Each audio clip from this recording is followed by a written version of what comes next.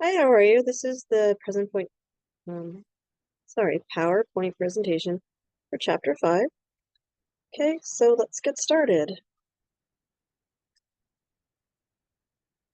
So, first, let's talk about what we'll talk about. So, Chapter 5 highlights and some extras. I did get a little bit of information from Chapter 6, but you don't have to read Chapter 6. So, please read Chapter 5, and then when you're finished reading Chapter 5, come back to this video, because if you read Chapter 5 first, it will help you understand this better. Okay? All right, so we will talk about the basis of thesis statements and topic sentences. We will talk about the paragraph outline. We will talk about practice identifying topic sentences, support, and explanation. We will learn about thesis statements with a handout called Three-Tier Thesis Statement Handout. We will learn about the thesis statement formula, and we will practice writing sentences, 3 different types, one with a single point, one specific, and some powerful. Your book calls them forceful. I don't really like that word. I like the word powerful better, so I've changed it to powerful. Okay, let's get started. So first, these are the basics of a good topic sentences. Number 1, a good topic sentence fits the size of the assignment. It's not too broad, it's not too narrow. It states a single main point or position about a topic. It is specific.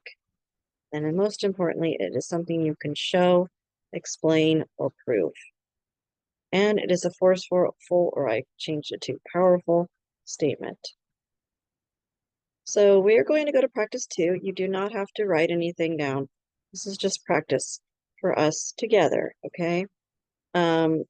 You don't have to go through the practices and fill them out or anything, turn them in. No, you just have to go through this video, get the idea, and then later you'll understand. Okay, so let me get my video is kind of in the way. I'm going to quit my video and move it because it's like it's distracting.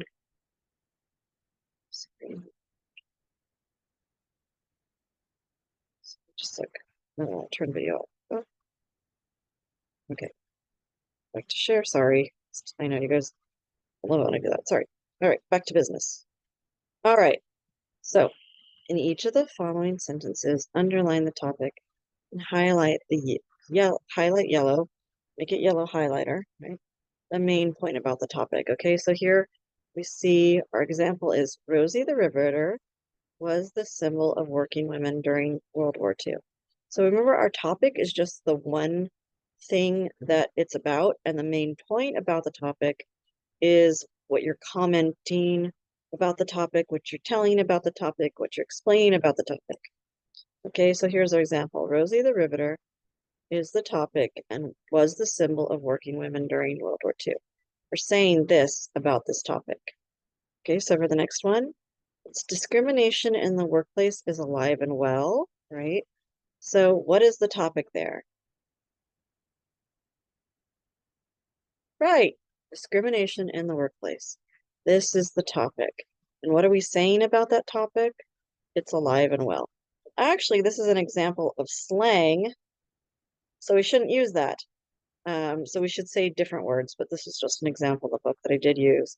But alive and well is actually pretty informal and shouldn't be in academic essays. So instead, discrimination in the workplace is prevalent and continuing, for example. Okay, here's another example. What's the topic and what are we saying about the topic? Okay, so the oldest child in the family is often most independent and ambitious. Okay, so what is the topic we're talking about? Just a minute. Did you get it right?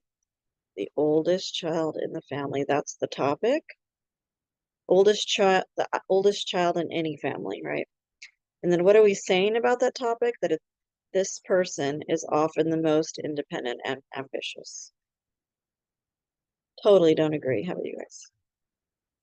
All right, let's try again. Gadgets created for left-handed people are sometimes poorly designed. Okay, what's the topic there?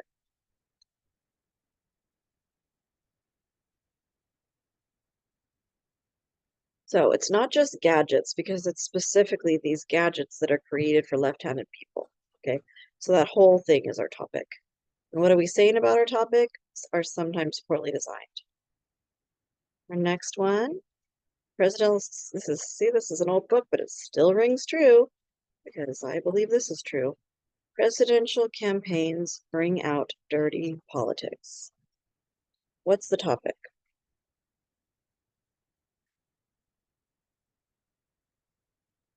Did you get it right? Presidential campaigns. And what are we talking about presidential campaigns?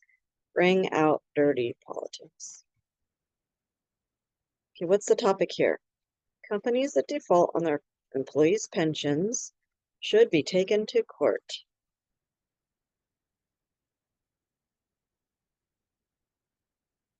Did you get it right? So it's companies that default, not just companies, but certain specific companies. So all of this is the topic. Companies that default on their employees' pensions should be taken to court. Okay, so if I'm going to fast pause it before you check your answer, okay? The magazine Consumer Reports can help you decide which brands or models are the best value. Where's the topic?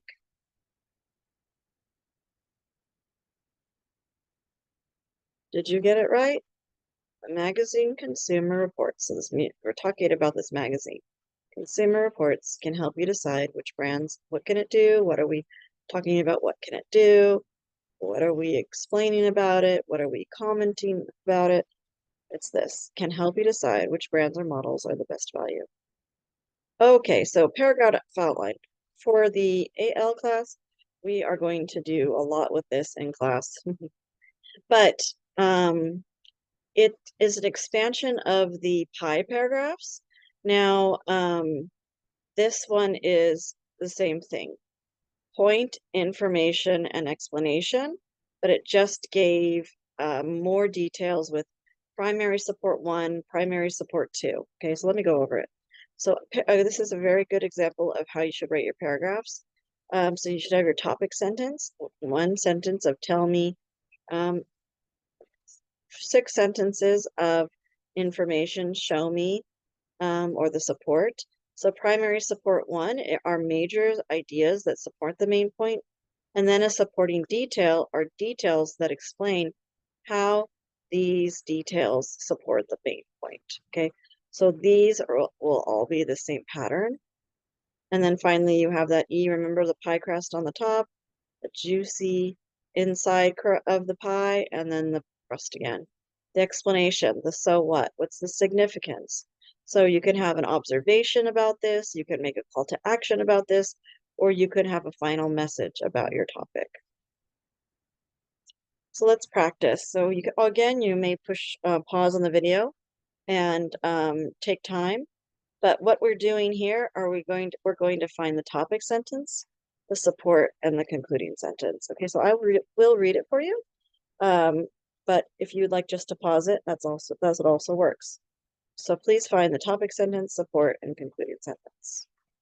A recent survey reported that employees consider communication skills more critical to success than technical skills. Employees can learn technical skills on the job and practice them every day. They need to bring well-developed communication skills to the job. They need to be able to make themselves understood to colleagues, both in speech and in writing. They need to be able to work cooperatively as a part of a team. Employers can't take time to teach communication skills, but without them, an employee will have a hard time. So push pause. My advice, find the topic, find the concluding, and the rest is the support. Okay. When you're ready, come back to me and I'll give you the answers. Okay, so the topic sentence is in blue, support is in yellow, and the concluding sentence is in purple. Did you get it right?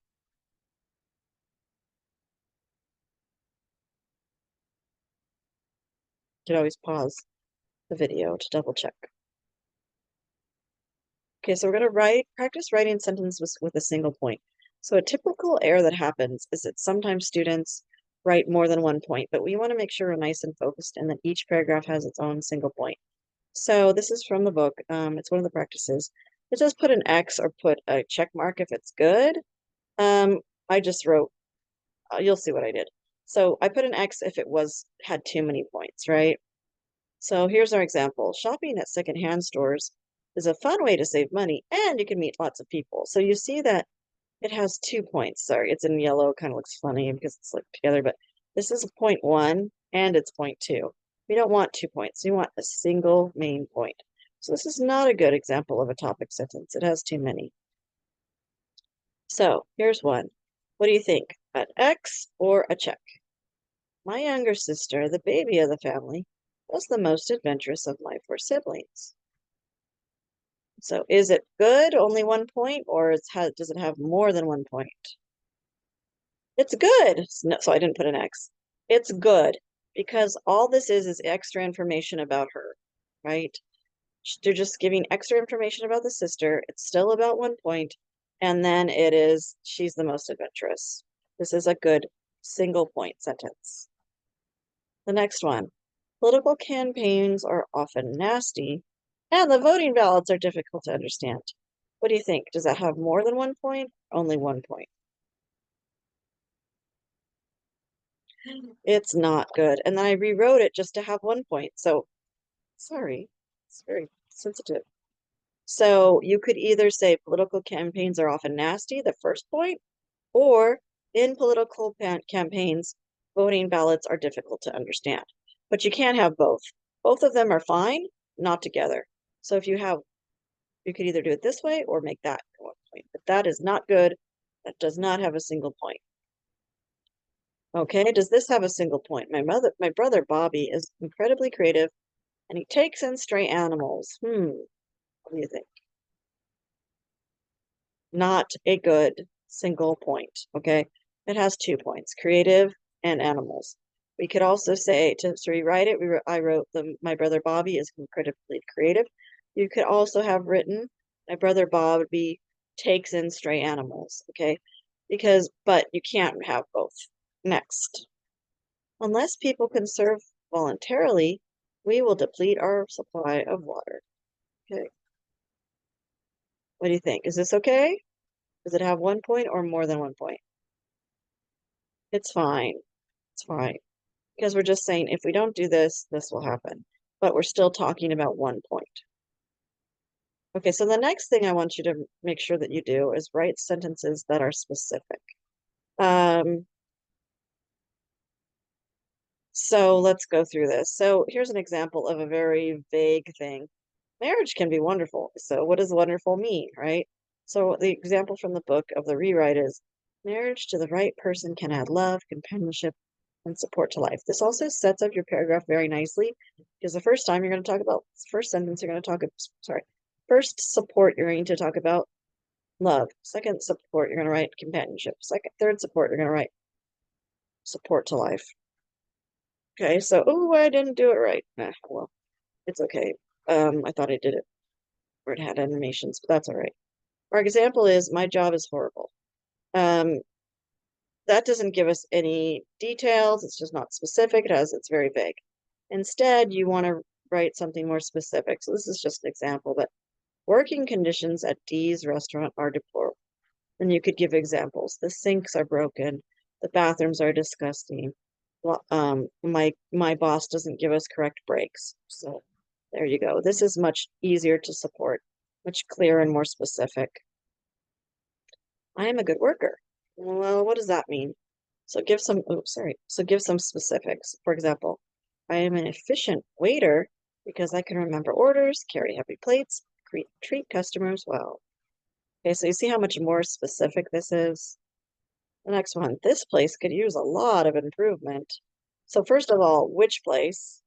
And then how, right? So just for more detail, you can write, the library was covered in spider webs, the furniture was rusty, and the books were waterlogged. Oh, wow. See what a difference that makes? You can really picture this in your mind. Okay. Another typical mistake that writers make is not writing powerful enough or forceful, the way the book says it, sentences. Okay. So this detail. So it says like Jason's market is the best. Rewrite is Jason's market is clean, organized, and filled with quality products. This is wrong. Sorry. Uh, um, here's another example. So when you write, I will prove that, don't ever write this in an essay. This weakens your point. It's not forceful. And sorry about that. I can't edit this out. I wish I could.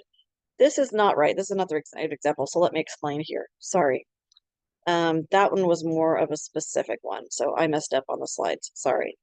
I'm not going to start over.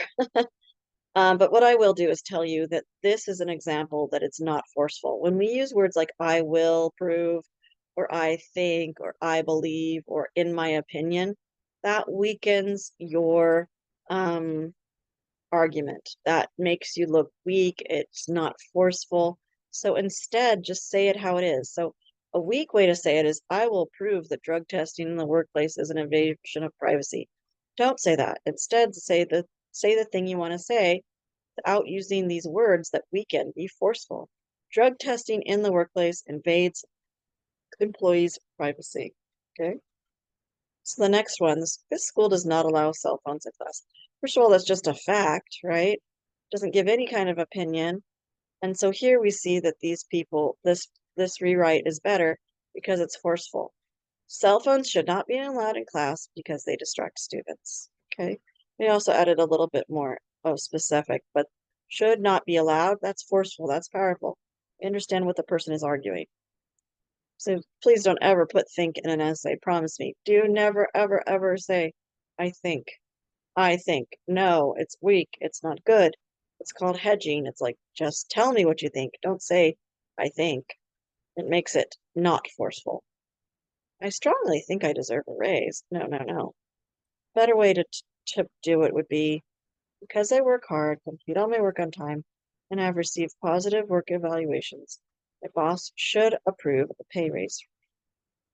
Okay, so that way it's should, you're using the strong word should, you're giving the reasons why, so you're doing both. You're adding more specifics and you're being forceful.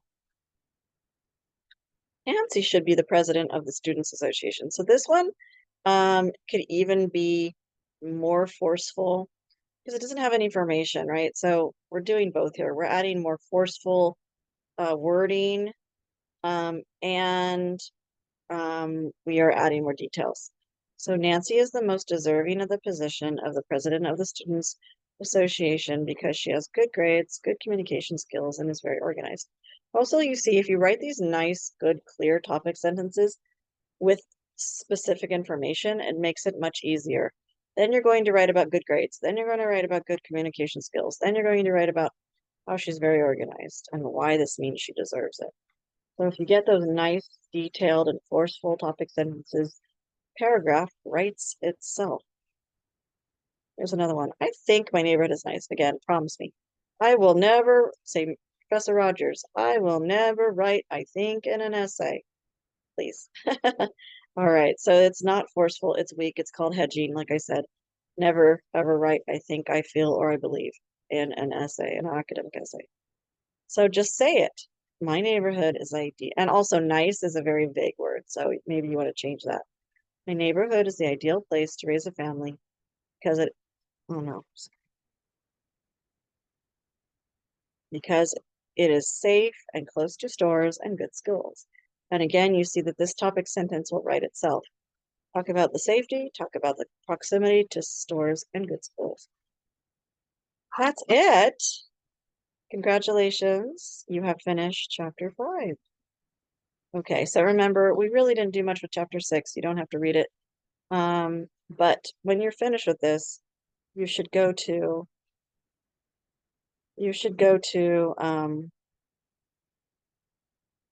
sorry, my screen, your chapter 5 review and answer these questions. So you have to define these words, topic sentence, thesis statement, main point. Explain, answer these questions. What are the basics of a topic sentence? What is the thesis formula? You need to rewrite the following sentence to have a single point. rewrite the following sentence to be more specific, and rewrite the following sentences to be more powerful, aka forceful. Oh no, I can't use that one. To change that because I already did that example for you. So I'll change that sentence. But before we end, actually, hold on, I'm gonna pause the video so I can find everything without you having to come with me. So one moment, please. So I will have this for you, but this is the thesis formula. So this is really more specific to argumentative essays. However, I wanted you to have a good background knowledge of what a thesis is. So a thesis should have an observation, an opinion, and significance. It's also usually at the end of your introduction paragraph when you're writing essays. And here's the thesis formula. It says, by examining the state of X, which is your observation, Y is blank, so you have to fill it in. It's usually correct or incorrect, or Y does blank because of A, B, and C. So those are your topic sentence, paragraph 1, topic, paragraph 2, topic, paragraph 3, topic. And this is important because of Z, which is your significance. So this is the thesis formula. So again, a thesis statement should be 3-tiered. It should have an observation, an opinion, and significance. And that's the formula there. Good. Okay, and okay, so I will fix that. You have to change that. Okay, thank you very much, and that's it for this video.